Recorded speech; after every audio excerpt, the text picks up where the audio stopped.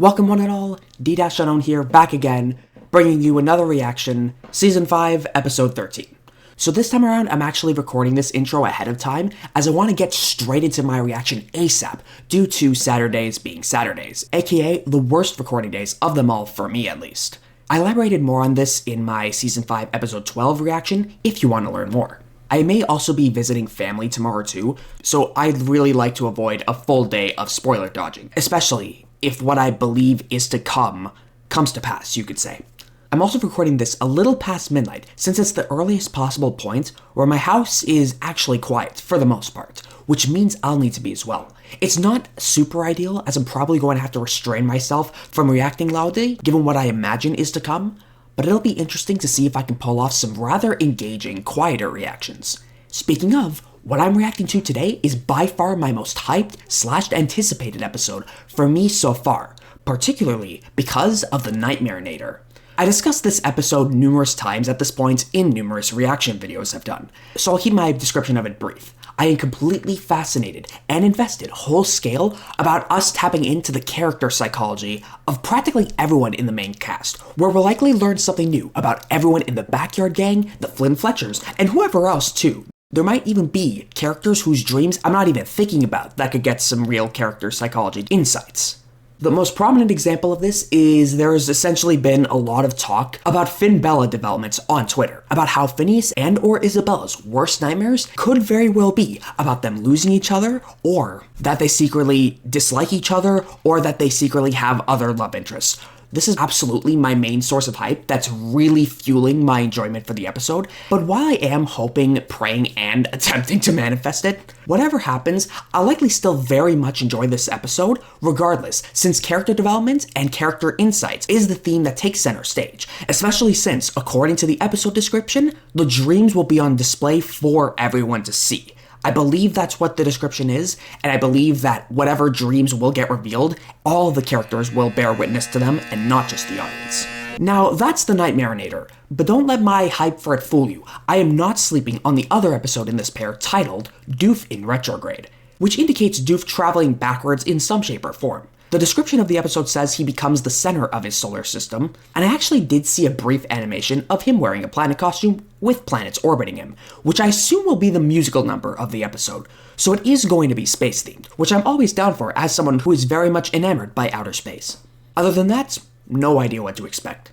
For the Doof and Perry plot, that is. You see, the description of this episode also says that Irving goes out of his way to try impressing Phineas and Ferb in this episode. We know that Irving is their biggest fan, and I have given my thoughts on Irving in my Season 5 Episode 11 reaction, where he had his voice line for the first time. To recap, I do maintain and continue to uphold a good faith interpretation of his character, and I really do want to see some growth from him, either in this episode or at least sometime this season. He may not have, or at least may not have had, as much knowledge of boundaries and can make some rather rude remarks without necessarily realizing it, or realizing the implications of his actions. There was actually one time where Irving was just randomly rude to Isabella when she was sweet to him, and then there's also the time where he was zapped by the least likely Inator, and then flirted with Isabella right after. Phineas and Ferb are building a funhouse. Really? Who cares? I'm too cool for those losers. Say, you're cute. There used to be a lamppost there. Pretty clear-cut indicating to me that Irving absolutely does not have a crush on Isabella. I really do want him to have a sort of arc in that regard. Interestingly, I discussed in Season 5, Episode 11, about how Phineas, Isabella, and Perry are my top 3 favorite characters, not necessarily in that order, and that's because I see the character qualities of myself a lot in the 3 of them. Interestingly, I also see a bit of myself in Irving, as I am an avid and autistic Phineas and Ferb fan who does sometimes miss social cues and can come across as rude without necessarily realizing it. It's clear that in this episode, we're diving into the themes of parasocial relationships and the nuances/complexities of them, most likely. Many of us are well versed in the dangers of them when it comes to cultural phenomena such as influencer and stan culture. But my hope is that the writers decide to do something more or do something different, with the potential to really flesh out Irving's character this episode, showing that there are positives that can come from a healthy relationship with parasocial relationships if there's a sense of self-awareness to it. All that said, the nuances of parasocial relationships are not a topic I'm actually super well versed in, so I may not describe it accurately here. I have seen a few video essays about it over the years in the background, about how it's not as black and white as most are conditioned to believe as well, with some notable positives that can come from parasocial relationships too. I'll do my best to relay what knowledge I do have on the subject as we progress and if it comes up. At the end of the day, this is a reaction video and not a video essay, so feel free to take anything I say about this topic with a grain of salt. With all that said and done, we start the reaction for some serious fun, and potentially for this episode set to become my number one. Let's go. Okay, we're already off to a phenomenal start. I was really hoping this would take place at night. I should have expected that from the start, but still to see it in full glory like this. Ooh. There's never really been much dusk scenery. We've had a fair share of nighttime representation. We've had some beautiful sunsets. We have not had many ominous dusk landscapes, if you will. You can tell from the color of the clouds. There's your typical grays and like slate blues, I'd say is the correct color. But then there's also some very kind of sickly green clouds thrown into the mix too. That is phenomenal work. I have to say the highs, people are quite complaining about the animation of this episode from that little Doof planet clip that I said I watched earlier. But man, the highs are super high, and I will still maintain that. Consistency with animation is not high up there, but I'm going to be honest. I haven't talked about the animation much across the various episodes, with the exception of front-facing Baljeet, but that might be more of an artistic thing. It's really a testament to how little I actually know about animation, because I really am not faulting episodes for it, like, pretty much at all. The visuals, I still maintain, are the peakest of peak, the best Phineas and Ferb has ever been. So we have Candace reading, we have a witch silhouette in the right side. What could that be? Candace gasps. The snarl, then she hides. Here's howling, right? Was that howling? Yeah, animal howling. Yes, it was. Clutch subtitles are clutch. Excellent shading. Ooh, front-facing Candace. Even front-facing Candace kind of looks a little goofy here. She has quite puffed cheeks, but this works. It works to her character. This plays to her strength. Okay, so it's just a witch costume, or not a costume per se. We'll just let it play. Ooh, okay, so a lot of sentient witch creatures or witch crows or something like that. Screaming? Yeah. Oh, hi, Candace. How do you like our scarecrow mech suits? Mech suits, ooh. Nice, and look, ooh. Dang. Very interesting design choice. They really work well. Most of them have different colored eyes. Phineas's and Isabella's are both orange, and those two are the only colors that are the same and faithful to the actual scariness factor. Meanwhile, Buford's is blue, Baljeet's is gray, and Ferb's is green. But otherwise, the designs are all the same. I love that look of Isabella's, just the bottom of the eyes kind of being pushed upward. I don't know the exact wording of it. It's not twitching, but it's the gushing, if you will. I think gushing's the word, where Isabella's just gushing at Phineas. Wow. I wonder what the motive is for constructing these suits. I'm really curious to see. Ah, look, now she's looking down at... now she's looking down at Candace. Yeah. Hate this time of year. Is this a Halloween special that takes place? Just randomly dropped? In August? Or what is this? Is this like a Summerween Gravity Falls thing where summer... where Halloween takes place in the summer? Alright. Ooh, that icing xylophone. Slapstick as they waltz off. Scooch Perry on a bust. Alright. Perry time. What? I don't know what the... Well, I do know what the Perry plot is, but I wonder what... What is this? He's on a plane! Why did he get on a plane? What I meant to say was, I don't know what Perry's nightmares might be. Alright, destination. Let her just exit the plane. Okay, sure. Elaborate Perry Ventures is elaborate with a giant glowing target that just flips over in the lawn. That will not be there next episode. I can guarantee you that. That was elaborate. That was over the top for no reason. Slept through the opportunity for evil. Slept through evil. Give Doof a nudge just to make sure he's still, breathing. We're really... Damn. Major Monogram and Carl are really telling Perry to check in on Doof. Because Doof has maybe not been on his A game for some of the episodes. They want to ensure Doof is still alive and well. And this has happened more often than I thought. Like, if I had a nickel for every time, it'd be more than 2. I'm not saying more than that. All right. Candace, Lightning strikes. what are we... Whoa! Wow! I've never seen someone back out of the driveway that fast. Candace, slow down! And like in less than a second, Candace is hot in pursuit on Phineas and Ferb. And now that she can drive, she will drag her mom to places she could not have before. This is the way. This is the one. This is it. This is the one. And then, yeah. All right.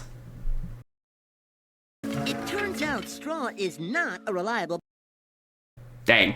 Baljeet. I mean, was that Baljeet's idea? Is that why Baljeet's pissed? A Three Little Pigs reference. Rather interesting. Yep. Buford's got it. Sometimes it's just not. It's not worth the last butt. No, dear. Sometimes it's not. Now get your butt butt into the back car. in the car and get your butts home. Alright, right on the X. Perry knows he's just committed to the bits. I feel Perry is playing the role of a LARPer this summer. He saw the red X, he's playing into it for the bit. You guys already know what's up. Whoa! Okay! Just zapped and turned gargantuan. Okay, note to self. Only use the Make Bigger-Inator. Make Bigger-Inator. So there's been, if I had a nickel for every size-related Inator, I'd have, once again, more than 2 nickels, which is a lot. And I'm enjoying that it's happening this much. It's awesome. Only 20%. You miscalculated, and yeah. Whoa. This sucks for Perry, because Perry does not, absolutely above all else, does not want to be seen by all. Nice WJOP Tower reference as well. I don't exactly know what it's from. I'm pretty sure that's Candace Against the Universe. Could be wrong. And the tail. Yeah. Being gargantuan and giants isn't all it's cracked up to be. Oftentimes, actually.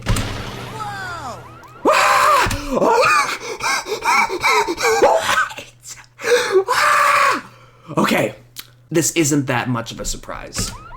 Is that you? Yeah, and they just waddling, crush the clown car, and then something bad happening to them. Yeah. Okay, so it's just blasted onto a projector. Through that clip, we see that Perry's identity being revealed and losing Phineas and Ferb are Perry's worst nightmare. So we're off to an excellent start. Nothing unexpected as of yet. Anyone who's watched the show a decent amount knows that Perry's host family means the world to him, and he's more than just a cover story for them. He knows in his heart he is a member of the family, especially after Across the Second Dimension. When all is said and done, I understand Phineas has the right to be upset. That is what the pamphlet is for, though, in Perry's defense, I will say. Yeah. Okay, so when Perry zapped, there were pillows. So Perry got trapped. Pillows are tied to the side of his head, and there's special night projection glasses. Have you ever noticed that everyone always wants to tell you their dreams? And they're so boring. They just go on and on and It goes on and on because it's tough to remember. Perry's not having it as per usual. on. And there's no character development. Yeah, Doof is saying what I'm saying. Buford was saying what I was saying earlier, and now Doof is saying what I'm saying. This is awesome. Nothing that's hooking me into this story. Nothing's hooking you. You gotta see him. Yeah.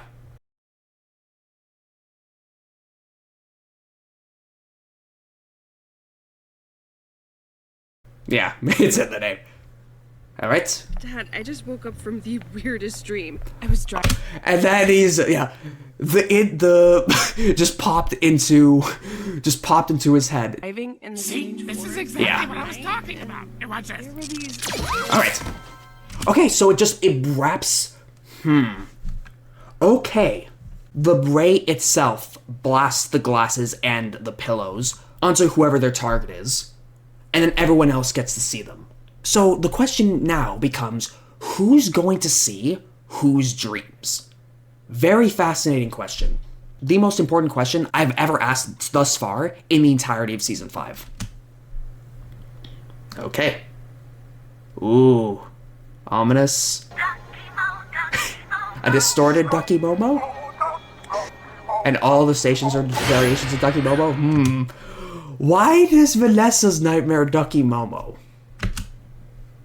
Or Bizarro Dreams? Because even though the episode is titled The Nightmare-Inator, the Inator has the word dream in it instead.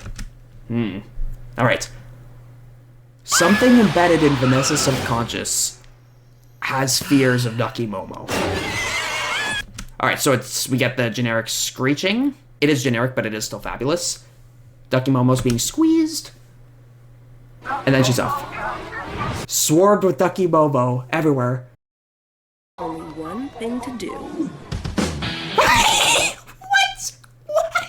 Why am I breaking out into a song? Is this just the song?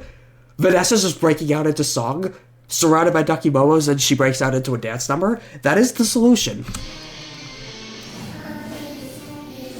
Ooh! Ah! We have Ominous Synthwave, and then she's got a chainsaw. Woo! The best Olivia Olsen song this side of this season. Woo! Nice. Oh, you crossed the wrong chick. Damn.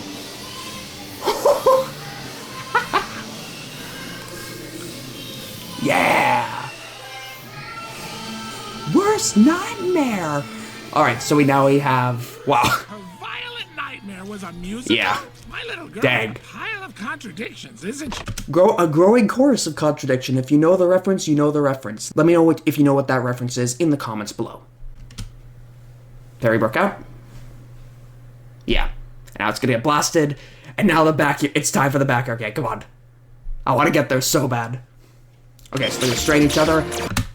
So many blasts means everyone's dreams are getting projected. But if they're getting projected all at once, that tells me only the audience is going to see their dreams. I don't think the characters are going to see each other's, albeit maybe a few exceptions. But out come the blasts, full throttle, full speed ahead. Okay, so both of them. Buford and Baljeet both blasted together. They're playing chess at dusk. So if they're both blasted together, I think they're going to have a shared dream. And if Phineas and Isabella are together, they're going to have a shared dream as well. Ooh, Baljeet, what did you do? What did Baljeet do? Okay, so ominous brain worm eldritch tentacle creature. I have discarded my limited physical form like a Useless appendix. Okay, so Baljeet shed his mortal coil and wants to just be all brains. That shot of Buford goes hard, though. The slanted, arced mouth and the determined facial expression overall, and as well the body language, bent fists, ready to put up a fight with Baljeet. Yeah. We know this from the episode Cranius Maximus. This shot of Buford goes hard too. This might be a thumbnail shot. Get back, get back. What I want to do with the thumbnail... Sorry, so many thoughts in my head. Number 1, Cranius Maximus. When Baljeet put on that helmet, his EQ dropped to 0, his emotional intelligence and the survivability factor just completely vanished, and then he developed an entire underpants building to put all of the Earth's atmosphere on the moon. Let's not kid ourselves here. That would be tried as an act of terrorism in our world. Anyways, now, thought number 2. The shot going hard, I forget what my second thought was. If I remember in editing, I will put it in. If not, that's fine. Okay. Lower technology, no. Baljeet does not approve of more primitive tech. Quick, this way. All right. Okay, so, damn! Buford, how did the tournament stance?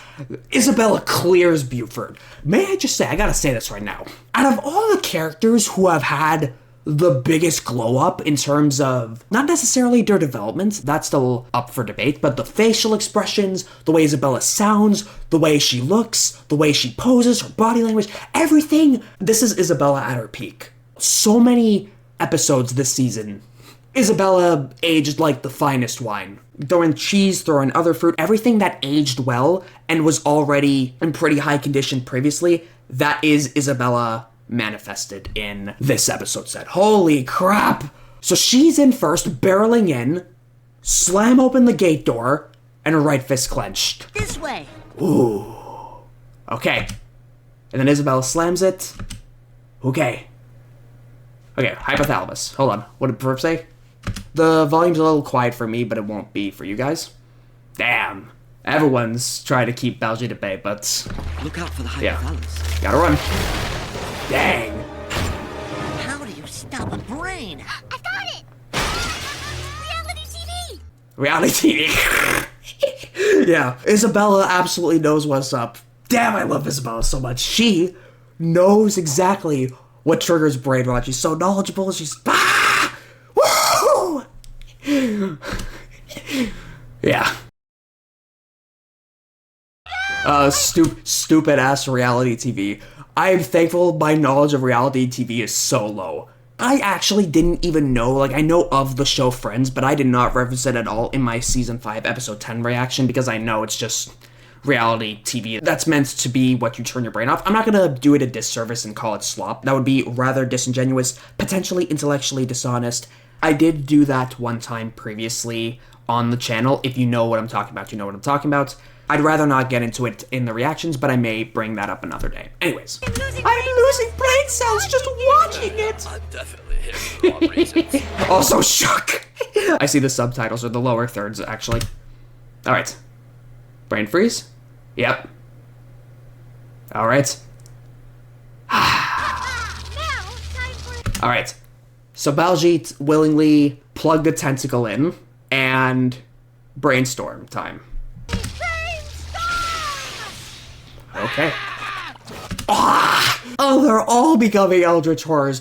We're gonna have so many clips. Anyways, actually, yes, I remember now. I was talking about the thumbnail, actually. What I want to do, if I can pull it off, I want to have my cube, my Geometry Dash cube, facing away from the camera, so it'll just be the backside, facing all the Eldritch Horrors and the most terrifying parts of the Nightmare-Inator. I want to see if I can pull it off, and if we get more frames like these, we are absolutely in business. Yes! Eldritch Isabella, Eldritch Phineas, Eldritch Ferb. They're all growing? Yeah.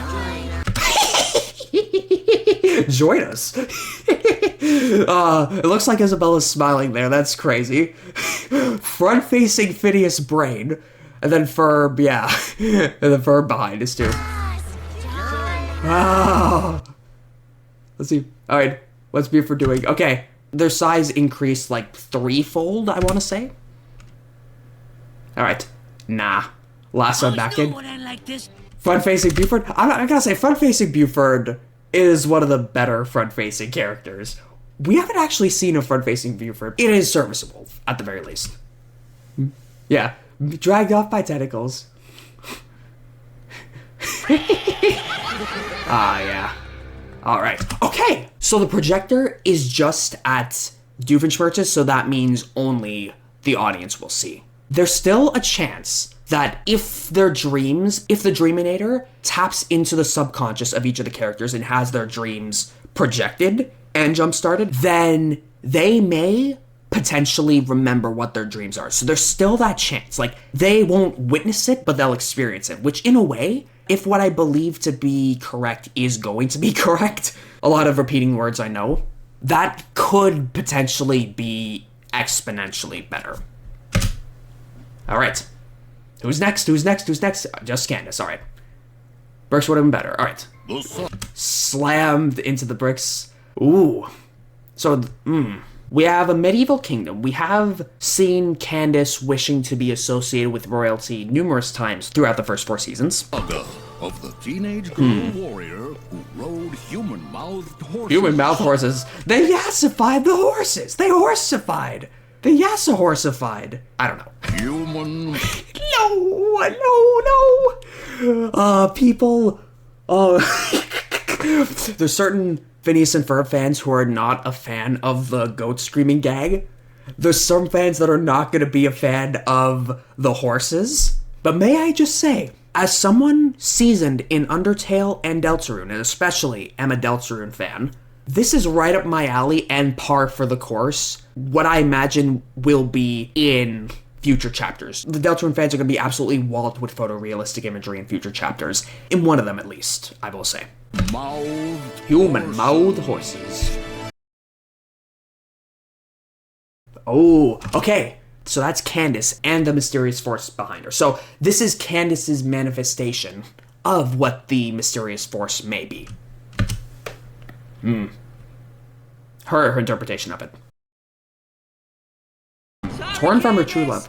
Ah, so Jeremy's a dragon. Very interesting. I have a shift at the slushy Targaryen. Targaryen. I might throw up the definition on screen if I remember.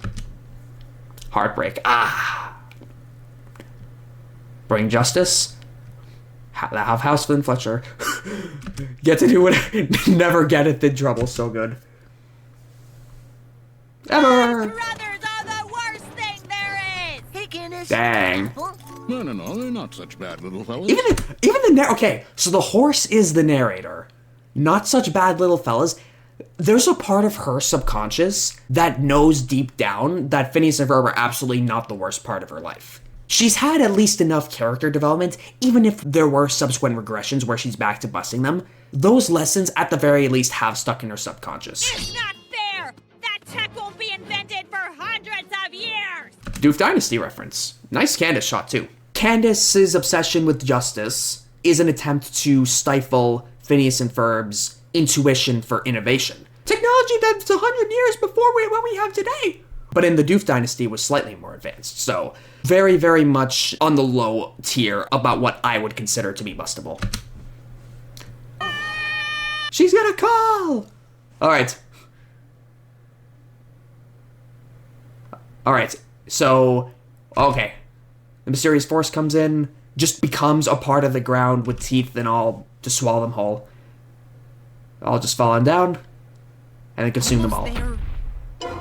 Whoa, that's a lot of eyes, damn.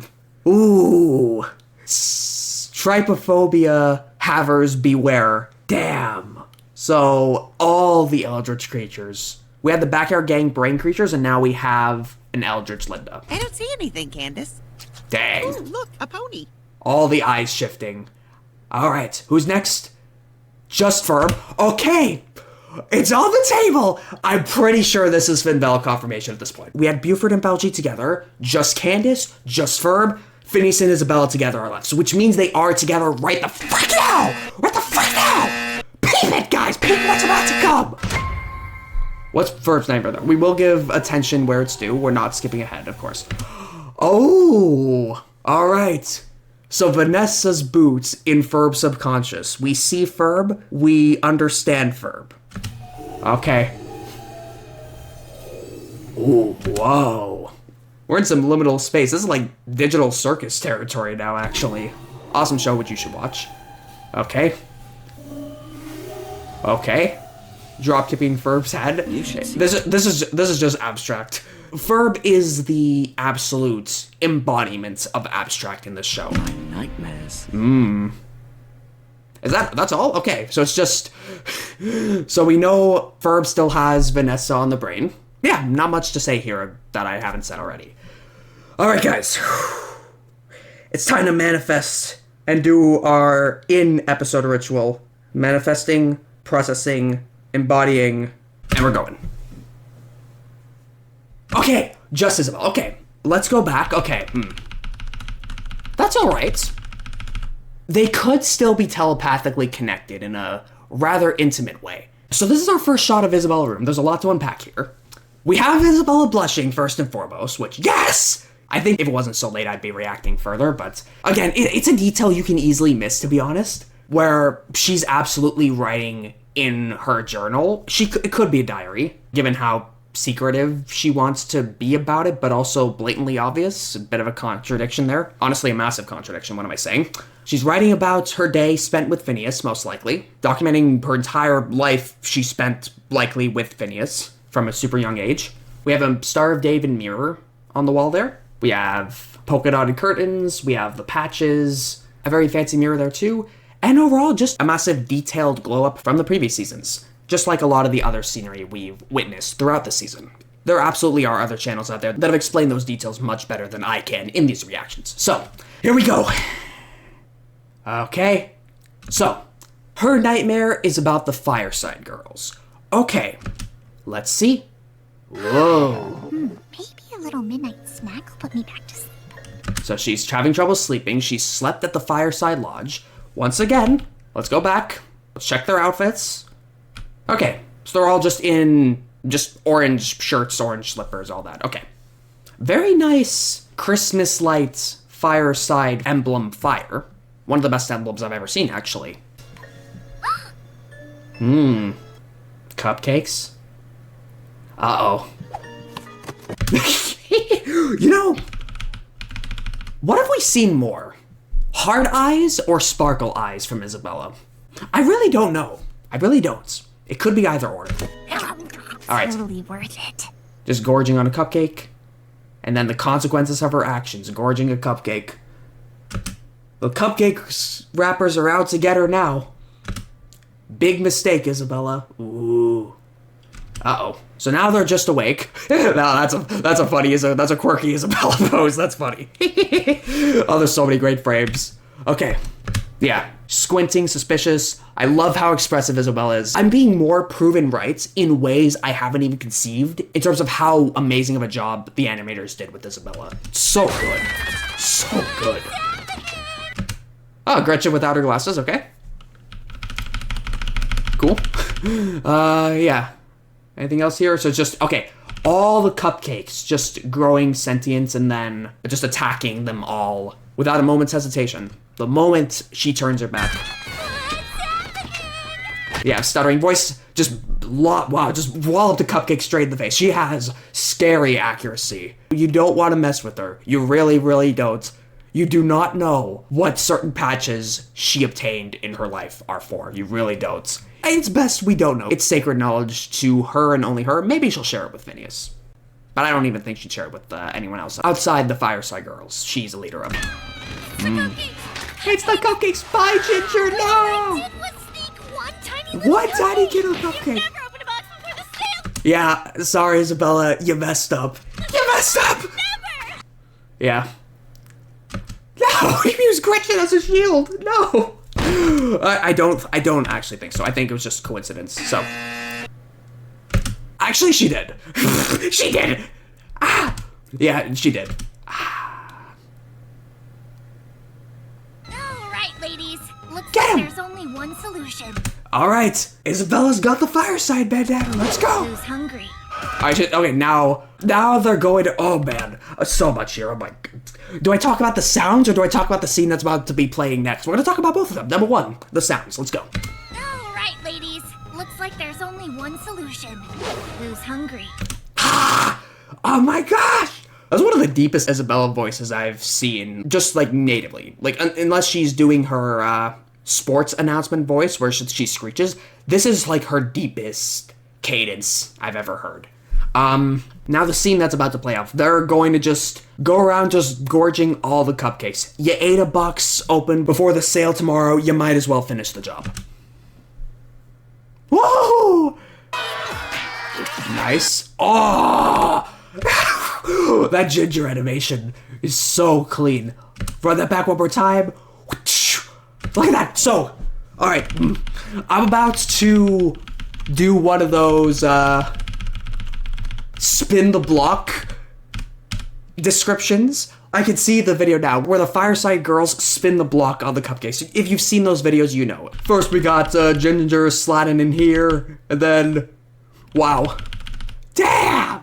That's okay, I'm doing my own style. I can't do it, man. That has not been beholden on me. So, I'm gonna describe it in my own way. We got Ginger sliding out, leaping out to whop a cupcake, and then opens her mouth and full on gorgeous. Just pooh! Where she just bites down on the icing and then rips it away. And Isabella's cupcake beard is quite funny as well. This is awesome. Oh my gosh. Then Ginger yeets it away. We're gonna enjoy all these frames just for you guys, where she yeets the cupcake away, so it's clear that you only need to take one bite to nullify them. This is awesome. I love this. All right. They're all going after each other. They're going after all the cupcakes, I should say. Nice, nice. All right. That's very satisfying. Who else now? Just Phineas? Got a lot more random Inator blasts than usual. I would actually beg to differ. There's been a few episodes where there have been a ludicrous amounts of Inator blasts. I don't think this may take the cake as number one, but it's not by a significant margin. Not to me. Your personal best, sir. So Norm is confirming this. I will say, I'm warming up to the new Norm voice. It's pretty serviceable and not that different now, I would say, or not as different to the original 4 seasons as I think the Tropey McTropeface debut of Norm's voice was. So yeah, it does seem as though this does take the cake, but I still maintain it's not by a huge margin. But I could be wrong about that. Let me know in the comments. Just Phineas now, or Linda. Okay. So it's Linda. Okay, so we're gonna get just Phineas. After. So we see Linda taking a shower and then Candace opening the curtains. What is Linda's worst nightmare? Yeah.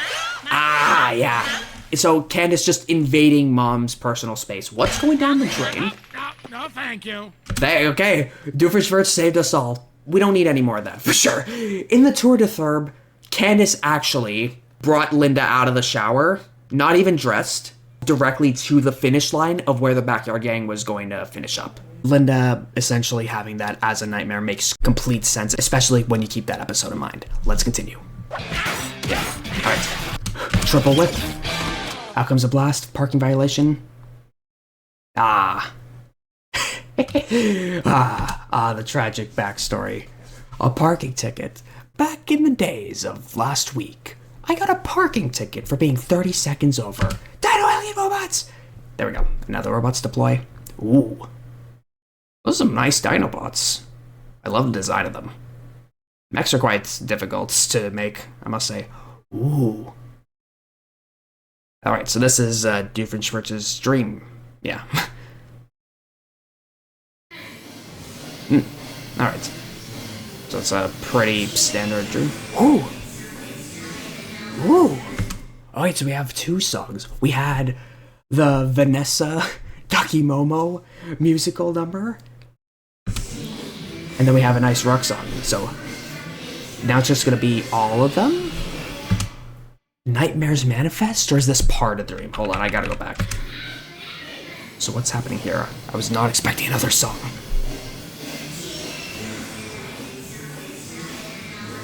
Alright, subtitles did not catch the first part, so if I can find the lyrics, I'll put them in.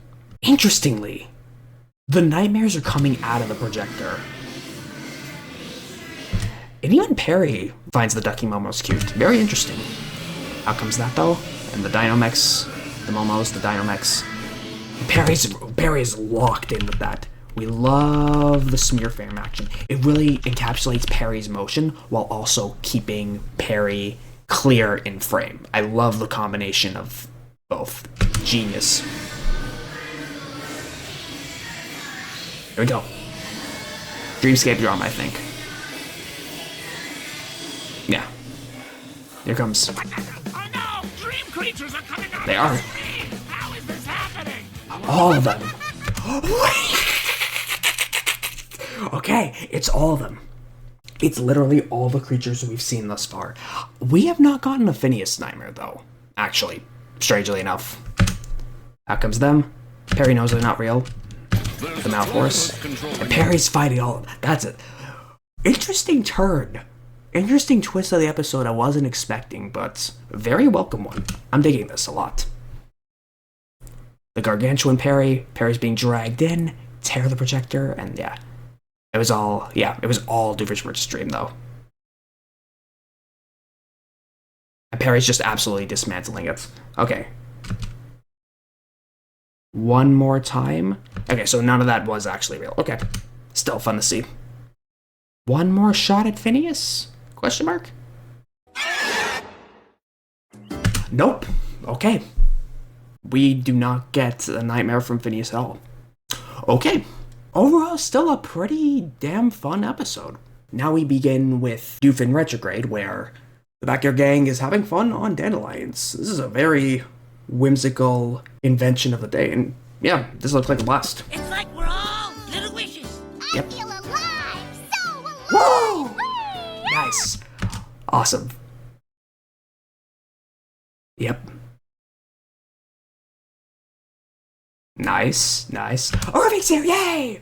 This is an Irving episode. I should have expected that, but I've completely it completely slipped my mind. Yeah.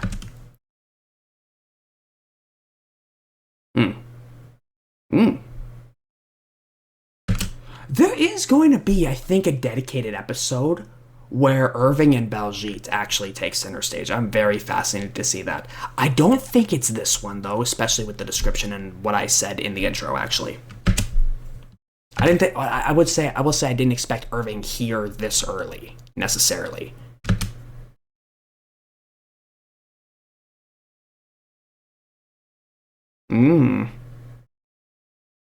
The chemistry between them is igniting. The nerd energy is really... I have a feeling these two are going to share quite the strong bond. Either in this episode or a potential future one.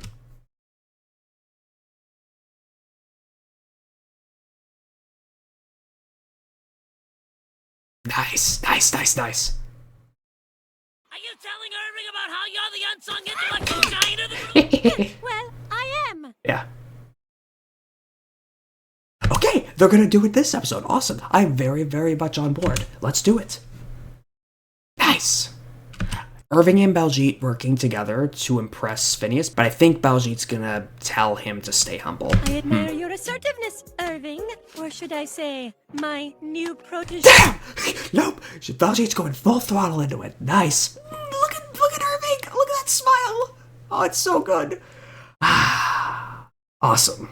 So, Irving becomes Baljeet's protege, and we're gonna get quite the dynamic between them. I'm all for this. Aye, Professor Baljeet. I know what we are going to... Say less. Nice. Now we get the Perry plot. And Doof plot, of course. Okay. Oh. Sorry, Agent P. I was cleaning your lair and forgot to move your chair back. Perry's absolutely valid for feeling the frustration. Perry's absolutely gonna snap against Alka one day. You know how Agent P feels about his chair. You don't mess with Perry's chair. Carl. Where's Monogram's chair, Carl? Usually he's standing, though, for these mission briefings. Gravity altering. Fantastic. You messed with Perry's chair. That's his breaking point. That's... Oh, he's on a Carl. You don't mess with Perry's chair, Carl. Big mistake. An Alka Rebellion episode's coming. I'm telling you now. Pow! Carl, you and I need to have a talk. Yeah. Okay. Just average Candace behavior.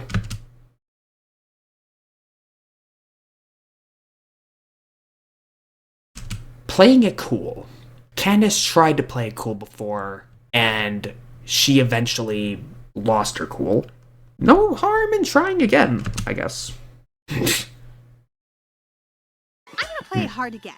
First, the perfect blase fit. Hard to get. So the eyebrows, the swift animation. Step 1, to a more blase bust. Ooh. If I care. I mean, Nice fit. I don't. Nice fit. Blase. Excellent. Blase. taking a blasé approach. We're getting a lot of these Doofenshmirtz Evil Incorporated building shots where we're getting its top-down 45-degree angle. We're getting this perspective a lot. Also, once again, shout out to the triangles. They really give the show its distinct texture. Alright. Whoa! Oh. So the solar system's just in the lair. Or the lab. Step into my orbit and Awesome. be my satellite. Permanently! Alright, so Doofenshmirtz is taking center stage. Behold, my kind of a big deal in Kind of a big deal. You Nice. see, my ex-wife always says, Heinz, the world doesn't revolve around you. Yeah, absolutely. One of the signature phrases that Doof takes absolutely literally, and then he said, what if it did? Yeah. What if it did? Nice. Yeah. So everything becomes planets and orbits around Doof, yeah. Being the center of the universe isn't really all it's cracked up to be. Awesome. Extreme character developments from Doof that I was not expecting this early on.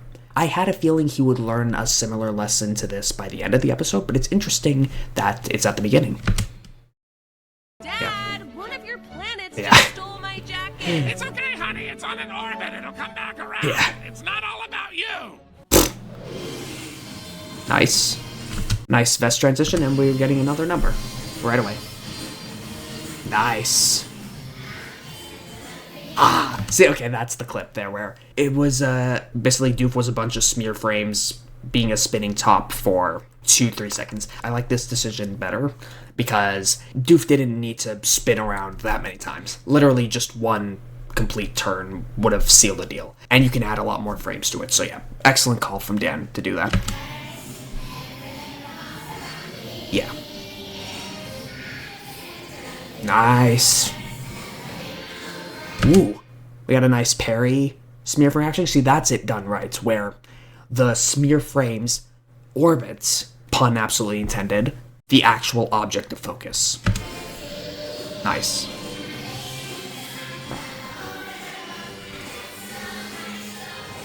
Nice. Nice, nice, nice.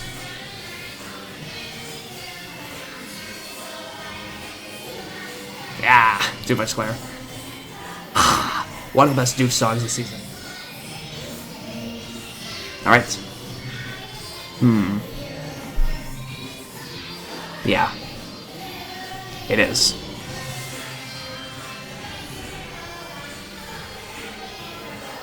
But it would. Nice Doof constellation, too. Let's take a look at this again.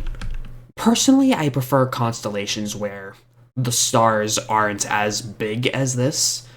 And these are absolutely Undertale save points.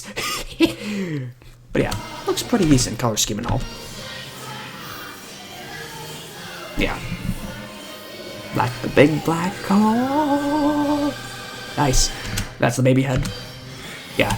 Very, very much reminiscent of what actual black holes, I imagine, are like. I'll trust their judgments on that. There he's breaking out. And now comes the orbit. Nice. Leaping around planet to planet. Nice. Yeah. We wanna be somebody, help me, please. Yeah. Very nice. Alright. So this is the Baljeet and Irving episode. Tries to impress Phineas and Ferb with Baljeet and Irving taking center stage. Awesome. I'm loving this. I'm glad it's here now. Very, very glad it's here now. Look at him go. Ooh. Awesome. We got a nice guitar riff variant of the Quirky Worky song. I can't believe I actually forgot the name of it in the previous episode set, but I'm glad I remember it now. Nice. Out come all the raw vegetables, the abacus. Baljeet's mouth, front-facing Baljeet. That's a pretty decent frame of Baljeet. At least the sideburns are more expressive here. But yeah, everything I said about how much Isabelle had to glow up detract about the same in magnitude when it comes to Baljeet's visuals overall, though, in this season. Just an inferior design decision from the start that was carried out consistently throughout this season. Let's keep it going. Yeah! Look at him go! Alright. Nice. Nice. We love the reflection in the glasses. Riding on a dandelion is super fun. Honestly, I'm really loving the invention there. And thank you to you, Candace, for being so good at being so laid back. Look at her. She's so laid back, guys. Guys, you gotta believe me, guys. This is the most laid back Candace has ever been. There's totally not a Me Day episode out there. Totally not. What Me Day episode? This is an Us Day.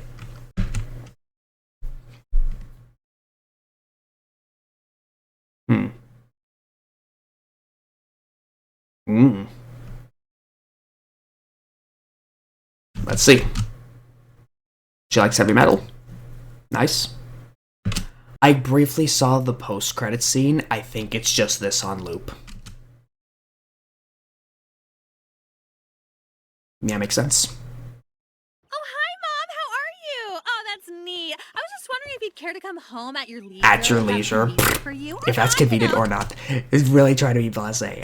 This is very similar to that of Biblioblast, where she tried a bunch of different approaches. This could have been its own brief gag in Biblioblast, where she tried to be laissez-faire about her approach. It very well could have been, but we got a whole episode dedicated to it instead, which is all good, too. Taking it easy and not being interested in anything the boys may or may not be participating. She's nailing it, guys. Come on, you gotta believe me, she's nailing it. In or thereabouts casually. Whereabouts casually, is that it? Thereabouts, okay. That's funny. Your even tone and relaxed phone manner, while unsettling, are a real welcome change of pace, dear. She's buying it. I'm indifferent to that. She's trying to keep it together. I think she's going to be able to do it. I have faith in her that she'll be able to pull off the blasé, laissez-faire approach much more than last summer.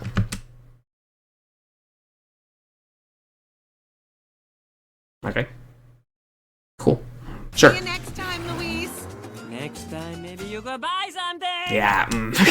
Yeah. Average store owner behavior or employee behavior. Fine. Reading. Reading, huh? Reading, huh? Reading maniacally. See, nah, she's not doing it. Okay. The jig is up. She can't handle it. Maybe she'll be able to put up the act when calling her mom. But yeah, we know, guys. Nice parry shot here.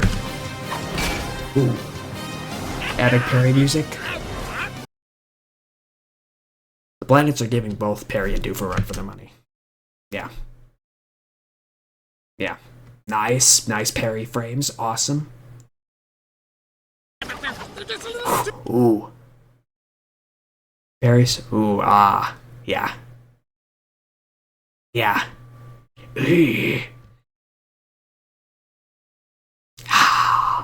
Oh, there's the button.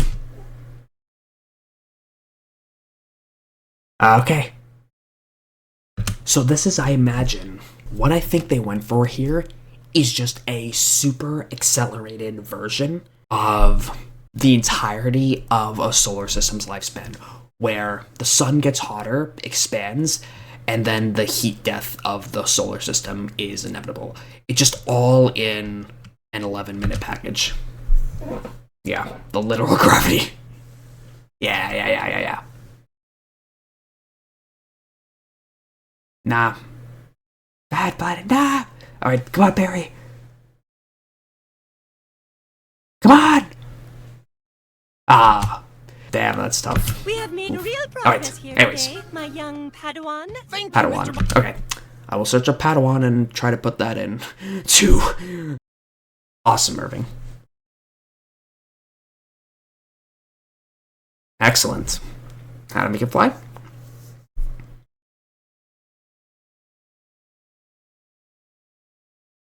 I make a complete log of every one of Phineas. Alright. Yep, we know. This is Irving's bread and butter. He documents everything. Ferb and your inventions. That is creepy. Baljeet, I would have been on your side more, but after the Candace suit, I don't think your argument holds as much water as you think it does. And Ferb. Yep. The blender copter. Of course. I don't recall them making a blender copter. They've made off-screen inventions before, though. Those for cold sure. milkshakes brought all the boys to the yard. You know what you were doing. So Isabel was not here because that would not work with this. And Isa too. And Isa too. Okay, awesome. So, okay. Number one, the waving at each other, the Finn-Bella dynamics, the little crumbs are there. These are crumbs. We got a nugget in Season 5, Episode 11. We got a meal in Season 5, Episode 12. We're going back to a crumb for Episode 13 here. Number 2, Isatu. We have the very, very first canonical nicknaming of Isabella. That's awesome. Phenomenal. So now Issa is a canonical nickname. Very nice. I really like saying the word Issa. It's a very fun word to say. Phineas is going to call Isabella that as a pet name.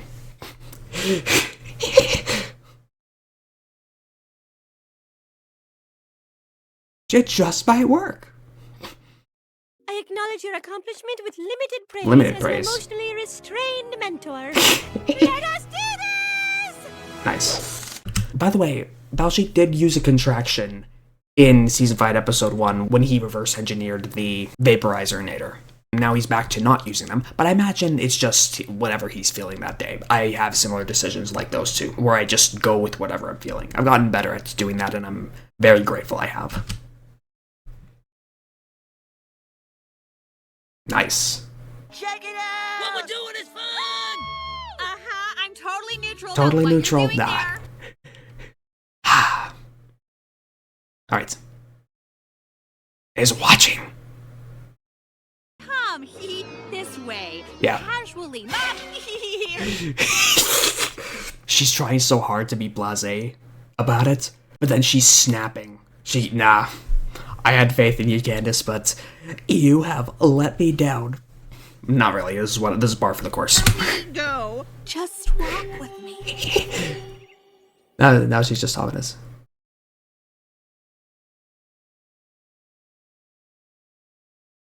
She's really trying. But then being blasé ends up with her rambling with Linda not seeing. Never All really right. noticed that. No. But honey, don't you want me to look at the backyard to see? Not when the height of the front Yeah. lawn is so... I respect her approach, though, because she's tried a lot. And honestly, if you've been doing something for as long as she has and have failed, you try new things and you stay committed to the new things. When I was younger, the few times where Candace would not directly go to the backyard as quick as possible, that infuriated me more as a child. But now, looking back on it, I understand that with Candace having to deal with this for so long, it makes sense in a roundabout way, it does make sense why she's not going to bust them right away. She has gained patience in her approach, and I will give her absolute brownie points for that. Or credit, if you will. Alright. Yep, I'm so neutral. very much. So neutral. The asphalt's so wonderful. Oh, that's so good. These raves are so good. Wonderfully avant-garde. Avant-garde. Probably the most amount of words that I don't actually know in this episode. She's tried. She's really tried to keep it together.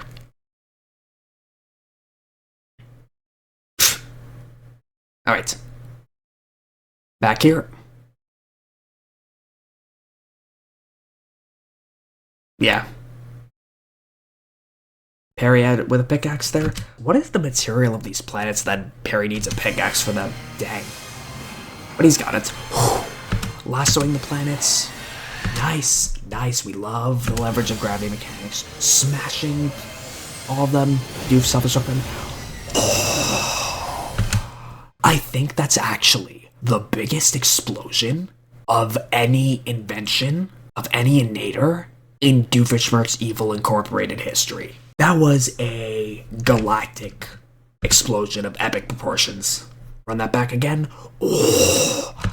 So, we're going to do a frame-by-frame analysis, as per usual. So, we have the initial blast. So, everything like up to this frame, you'd expect. Asteroid blasts out, the building gets collapsed. It's the initial spark. You'd think this is the full explosion. This is the freaking spark. Then, we get the full bang right after that with the white flash and everything. Yeah, oh my gosh. And then, no eyebrows, Doofenshmirtz. Thank you, Perry the Platypus! Yeah. You're the center of my universe! Perry matters a lot to Doof. Awesome. Doof can try to be as evil as he wants to be. He does value Perry very much at the end of the day. And Doof matters a lot to Perry, I imagine, as well. Alright. They land. They have pie every day, man. Pie or cake. They're being just absolutely spoiled, and they all deserve it. And then they're flying down. Alright, so they're flying in. Alright, so the blade actually got rid of it. Okay. So, you know, there are notable exceptions to how the backyard inventions disappear. I talked about how it's sometimes Doofs and Naders, sometimes it's venture capitalists or business people, or some other type of entrepreneur just buying out their inventions. But now we actually get intervention from Baljeet and Irving this time around. Perry traveling on an asteroid. Okay. So that was a subversion. So it actually was Doof's invention. So I ate my words in seconds, actually. So the asteroid itself took out their inventions. But poor Baljeet and Irving, man. In Perry's defense, though, he couldn't have done anything. Yeah, just Perry. Blase bust. Blase or bust, and yeah, all bust. It's all a bust. Let it all out, honey. Let it all out, honey. There. Okay. Ah. The invention got taken away. My invention got taken away. And Irving's going to interpret that as an absolute victory because their invention is now on the same level, the same wavelength as Phineas and Ferb's. Okay, Irving treats this as a W, I'm gonna give it to him. Just like Phineas and Ferb. And Baljeets. Always does. Credit where credit's due. It just Baljeets. This is a frame. Gonna get analyzed on Twitter. There are those who headcanon Isabella and Buford as absolute besties, and I do see the energy. Yeah.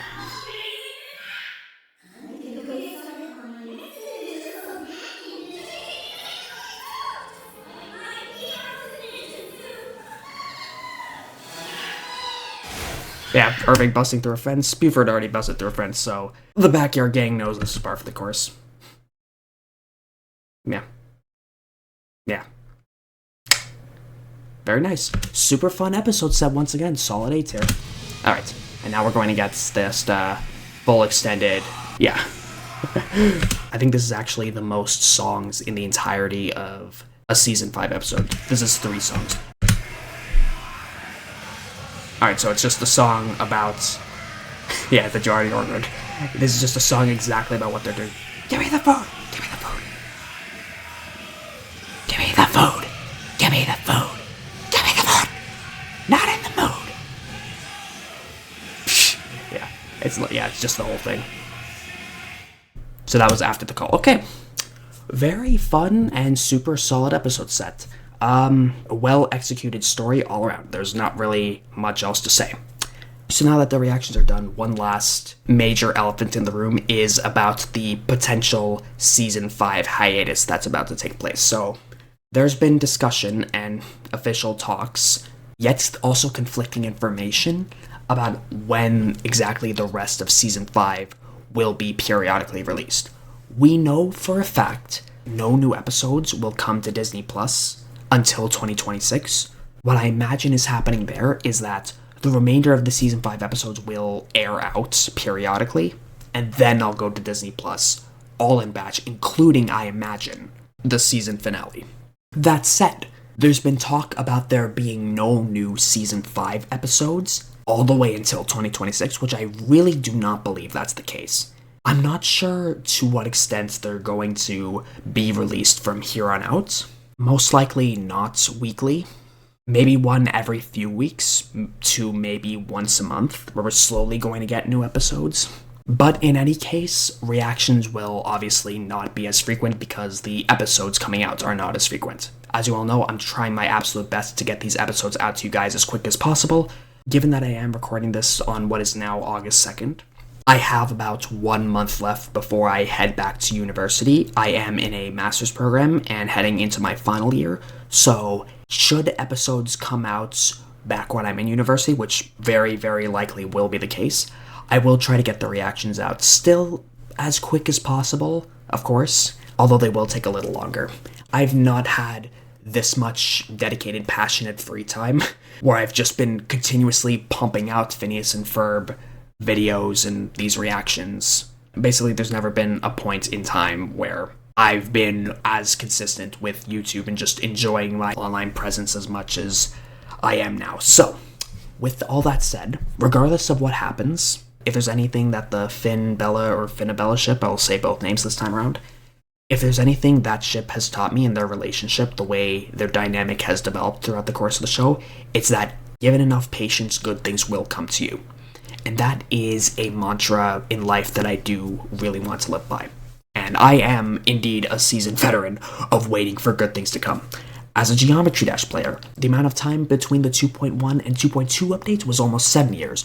The community was eagerly waiting for that update for at least over 6 years. And then there's also Deltarune, where the time between Chapter 2 and Chapters 3 and 4 were almost about 4 years. And there, the Deltarune fandom was eagerly waiting for at least over 3 years. In my brain, it makes sense to knock off a year in terms of the amount of time that people in fandom would constitute wait time. It's the amount of time between releases, I would say, minus 1 year. That's just my interpretation. You're welcome to disagree. The point is, throughout a lot of my life, I have really patiently waited for a lot of stuff and for a lot of amazing things to come to fruition. Once they do, they very, very, very much deliver on a lot of fronts. I've been rarely disappointed by anything. I've also kept my expectations in check. I've also maintained a reasonable level of expectations. Another nod to Happy Birthday Isabella, by the way, where she lowered her expectations and didn't necessarily want anything grandiose. And alone time with Phineas is all she wanted. Parallels about how I've decided to go about living my life is indeed that mantra about good things come to those who wait. So, regardless of what happens, I'm sitting super nicely. It'll be great to actually chill out a bit and focus more on getting back into the university groove now that episode releases have slowed down. It's those in-between periods that, honestly, I do feel is super valuable to cherish. Because while I was initially on board with the binge-watching approach, there's a certain magic that you lose from the in-between periods.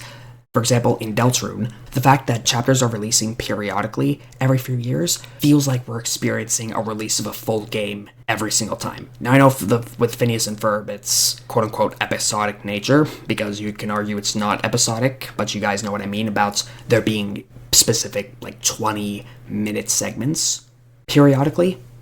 There is something absolutely magical knowing the time in between episodes where hype and momentum build, and a lot of the community and fandoms come together to really enjoy that time. Speculation, analysis, theory crafting. You don't get those if you just get everything at once. So, on that front, I really do have respect for those who prefer episodic releases, because it gives us more time to analyze, process, and digest everything at the heart of it all. With that, episode 13 is concluded, my reaction all done, wrapped up, pack it up, awesome episode set, solid A tier. Take care, guys, much love, stay safe, whatever happens next is whatever happens next. Stay patient as good things come to those who wait for them, and peace out.